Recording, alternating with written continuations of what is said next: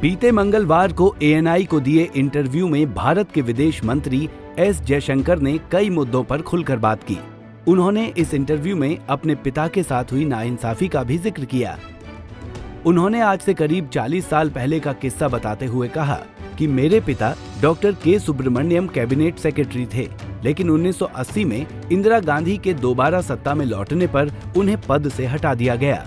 मेरे पिता सिद्धांतों पर चलने वाले शख्स थे और शायद समस्या यही थी। इसके बाद वो कभी सेक्रेटरी नहीं बने। उनके बाद राजीव गांधी के कार्यकाल में मेरे पिता से जूनियर अधिकारी को कैबिनेट सेक्रेटरी बनाया गया।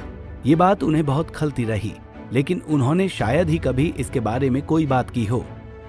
जब मेरे बड़े भाई सेक्रेटरी बने तो मेरे पिता का सीना गर्व से फूल गया था। My father, who was a bureaucrat, had become a secretary, but he was removed from his secretaryship. He became at that time probably the youngest secretary in the Janata government in 1979. For viewers and listeners who don't know, Dr. Jayashankar's father was Dr. K. Subramaniam, who played a key role in formulating India's strategic doctrine. Sorry for interrupting you. So in 1980, he was Secretary Defence Production. In 1980, when Indira Gandhi was re-elected, he was the first secretary that she removed. And, he was the most knowledgeable person, everybody would say, on defense. He was also a very upright person. Maybe that caused a problem, I don't know.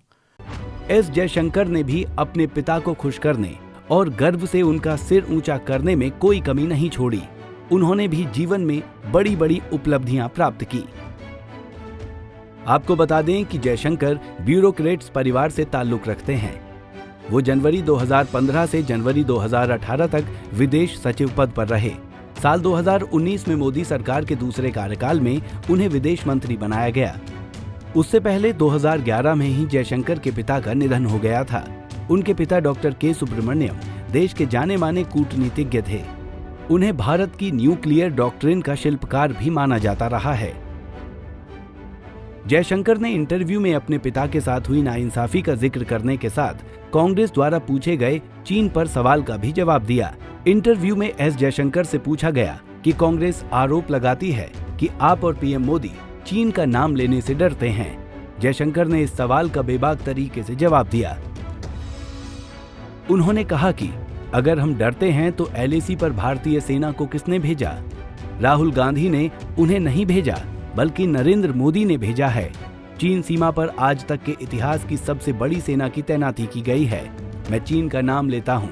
देखिए, मैं चीन का नाम ले रहा हूँ, China. विदेश मंत्री जयशंकर ने कांग्रेस पर तंज कसते हुए कहा कि उन्हें सी से शुरू होने वाले शब्दों को समझने में थोड़ी दिक्कत हो रही है। ये सच नहीं है। मुझे लगता है कि वे जानबूझकर स्थिति को गलत तरीके से पेश कर रहे हैं। If we were being accommodative, who sent the Indian army to the LAC? Rahul Gandhi didn't send them. Narendra Modi sent them. We have today the largest peacetime deployment in our history on the China border. And please notice, I said China, C-H-I-N-A. दरअसल कांग्रेस नेता राहुल गांधी लगातार मोदी सरकार पर चीन को लेकर सवाल उठाते रहे हैं। राहुल गांधी ने ही कहा था कि सरकार चीन का नाम लेने से डरती है। जयशंकर ने कहा कि मैं सबसे लंबे समय तक चीन का राजदूत रहा और सीमा विवादों को डील करता रहा। मैं ये नहीं कहूंगा कि मुझे इसके बारे में अधिक जानकारी है, लेकिन इतना कहूंगा कि मुझे चीन मामले पर काफी कुछ पता है। अगर उनके यानी राहुल गांधी के पास चीन को लेकर अधिक जानकारी और ज्ञान है तो मैं उनसे भी सीखने के लिए तैयार हूं। आइए अंत में सुन लेते हैं राहुल गांधी की टिप्पणियों पर जयशंकर के जवाब। मैंने 3-4 बार बोला है कि सावधान रहना चाहिए, जो हो रहा है उसको समझना चाहिए। उनकी बयानबाजी आती रहती है, मैं देखता हूं एक्सटर्नल अफेयर्स मिनिस्टर बोलते रहते हैं, कहना नहीं चाहिए, मगर शायद उनको थोड़ी अपनी समझ गहरी करनी चाहिए। All I can say in my defense is I have been the longest serving ambassador in China. I have been dealing with a lot of these border issues for a very, very long time. I would say let me put it to you this way. I'm not suggesting I'm necessarily the most knowledgeable person, but I would have a fairly good self-opinion of my understanding of what is out there. Okay. But if he has superior knowledge, wisdom, I'm always, as I said, for me, life is a learning process. Superior knowledge, wisdom on China. If he has, I'm always willing to listen. Okay. And learn from Mr. Rahul Gandhi on China. If you think that that's a possibility, I have never closed my mind to anything, however improbable it is.